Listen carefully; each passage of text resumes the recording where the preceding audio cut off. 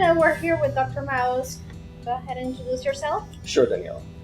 My name is Dr. Tommy Maoz. I'm a board-certified emergency medicine physician.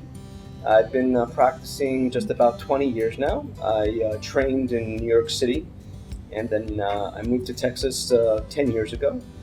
Right now, I'm part of running 4 emergency rooms called Village Emergency Centers. I'm in one of their locations right now in the Jersey Village location.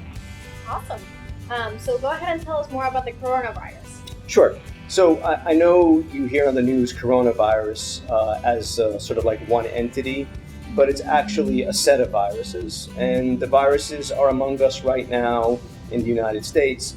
They tend to cause colds and coughs and sore throats. But every so often, they can become more invasive and invade the lungs. And that's what's happening in this scenario. It has happened before. We've had 2 other outbreaks recently of a coronavirus invading the lungs called SARS and MERS. SARS also started in China, and it was around 8,000 cases, so it was contained virus, and around 800 deaths, but that means it had a high mortality rate. Obviously this new virus is also fresh, and the viruses that are fresh and tend to sort of spread through the community tend to come from animals and then cross over to humans. And that's what happened in this location. We think maybe it's crossed over from a bat, but we're not 100% sure. How about like the seasons of it? When does it usually happen? So yeah, it's a great question. So the seasons, the virus likes cold and dry weather, and doesn't survive as well in humid and hot weather. So it tends to be in the winter, late fall, early spring, which of course is happening right now, which may be a great way for us to contain the virus, which we'll talk about later. Okay, awesome. So where did it really come from? Okay, so this particular virus, all right, let's get the names down first. All right, so this virus is called SARS-CoV-2, okay? And the name of the disease that the virus causes is called COVID-19, all right? So virus, I know it's a little confusing, virus SARS-CoV-2, disease COVID-19. All right, so this virus started in China as we discussed, but it seems like it specifically started at a meat and fish market. And it seems the original cases seem to come from there and spread out through there. The virus started spreading, and then unfortunately the Chinese government was suppressing some of this information. I do want to bring up one particular doctor whose name was Dr. Li, and he sent out the message to all his professionals that he thinks a new coronavirus is going through the community, and unfortunately the Chinese government censored him. And maybe we wouldn't have an outbreak if that was different. And unfortunately, Dr. Li died just about 2 weeks ago. Oh, wow. So what is the current state of the virus? Okay, well, unfortunately, this is, by the time I'm talking, the virus is already changing. I mean, every day it's fresh and new. So take this with a grain of salt. But we're right now at around 80,000 cases, or reported cases. There may be many more cases, but reported 80,000, and we're talking about just about 2,500 people have died from the virus. Almost all of the deaths have happened in China, with rare few exceptions. The virus right now is in 30 countries, which is a lot. And in some countries, it's actually spreading within the country. The countries now that seem to have the greatest problem outside of China is South Korea, possibly Iran. It's hard to know because they're suppressing information as well. And Italy may be having a problem as well. Okay, wow. And how contagious is it? Okay, so this is a very, very important. We don't fully know, okay? And, contagious is several components. What makes a virus spread? Yes. It's clearly more contagious than SARS and MERS, okay?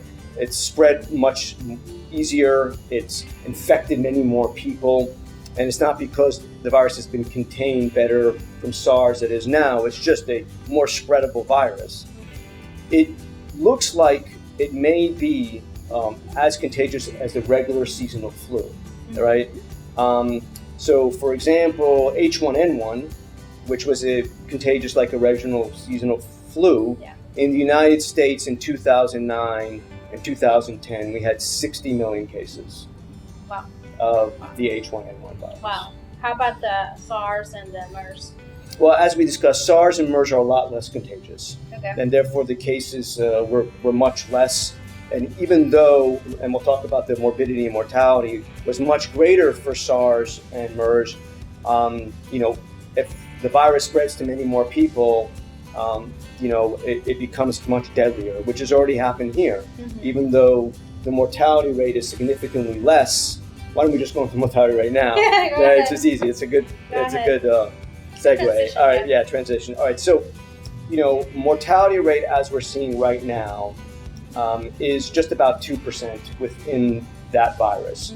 We'll take comparisons of what other viruses can do. The seasonal flu tends to be around 0.1%. Kind of depends on the flu. So 1 in 1,000 people will die from the seasonal flu. Here it's more of like 2 in 100. We mentioned the H1N1.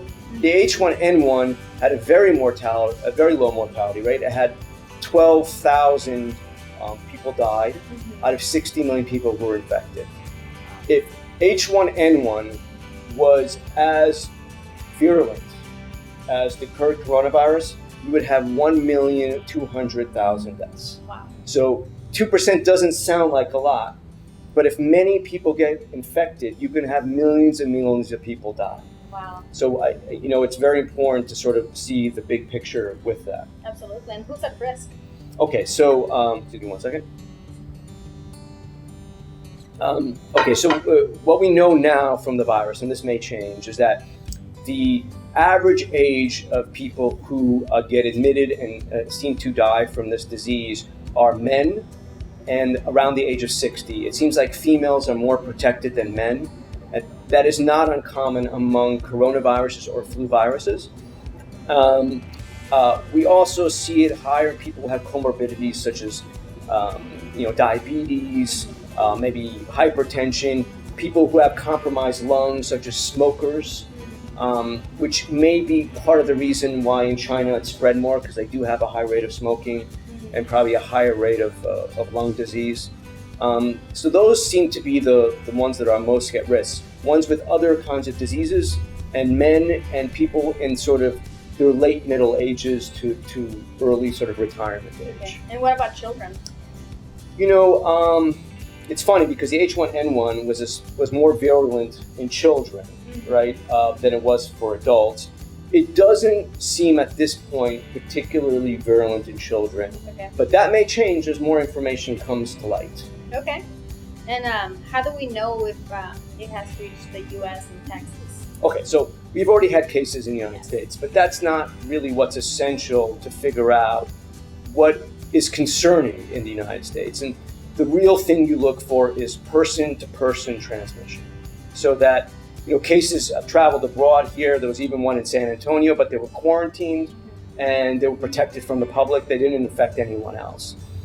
The real problem is if it goes unknown for some time, right? So people have the virus, they spread it, and now it's spreading within the United States. And if that starts happening, we could have a serious problem in our hands. Luckily, summer is coming, so that may really assist in tampering out the worldwide sort of spread. But who knows, it could be next fall or next winter that it invades the United States. So right now, I would not be very concerned. I mean, I would be concerned for the globe, for sure. In the United States, I would just pay attention and see if those things start to happen. Like what are some of the symptoms to Okay. watch for? So the symptoms initially, when it first starts, it's very much like the flu. You have, a headache, you have runny nose, fever, cough, body aches, chills, maybe vomiting and diarrhea. And then things start to change. The flu tends to end around 5 to 7 days. The cough may linger a little bit longer. But in this scenario, In week 2 and 3, that's when people really start to deteriorate. They get the virus starts to invade the lungs.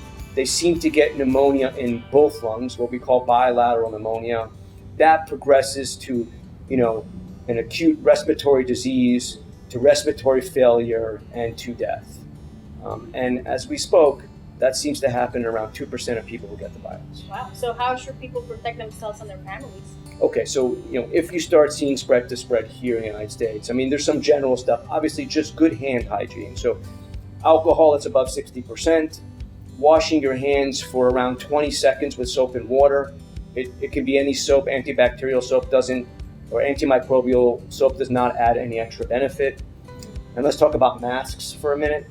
Masks are most important for people who are sick. If you are sick and you put the mask on, you seem to protect a lot of people. And that is one of the best ways, or one of the easiest ways to catch the virus is touching your nose and your mouth, okay? If someone touches a surface, if it's infected, you touch that surface, and then you touch your mouth, nose, or eyes, and does it. However, if you have a mask on, right, the person who's infected is much less likely to touch their mouth and nose and put it on the surface. Number 2, if they cough, that's the most common way of getting this virus, is that if you're within 6 feet of someone who has the virus, you could be exposed. If someone's wearing a mask and they're sick, they're not going to spread those respiratory droplets 6 feet. Viruses can get through most masks. When you hear a mask of N95, it's saying that 5% get through, 95% don't, okay. Right? So masks do have some benefit if the virus is sort of within the United States, but really if you're sick, that's when you wear the mask, and good hygiene. Okay, awesome, thank you. And so if we're traveling abroad, where should we go? What should we avoid? What should we do? Sure. Well, right now, the CDC could put on regulations for healthcare workers, and right now it's really focused on China, right? If someone comes from China, quarantine and isolation is pretty much becoming the rule at this point. Or if someone has been exposed to the virus directly, they're put in quarantine. All of this is going to change, right? Because we have now multiple countries developing the virus and starting to have infection within the population. So the best place is to look up a website that we will show in this video. It's the CDC website. They will give you levels of a country to avoid unless it's essential travel. Other countries, they will say just have precautions, and just sort of, if you're traveling, look at that website, and then you'll know what to do and what not to do. Awesome. And how can people get tested right now? Okay, so right now, the test kits are only in the hands of CDC. That will probably change if it comes to the United States and starts spreading. So if you come to one of our facilities and we suspect that you may have coronavirus, we will take a sample and then we send it to the CDC. So that's the current state of testing. Okay, and will there be a vaccine, or how will we be treated eventually? Okay, so there is treatments right now that are being used. Okay.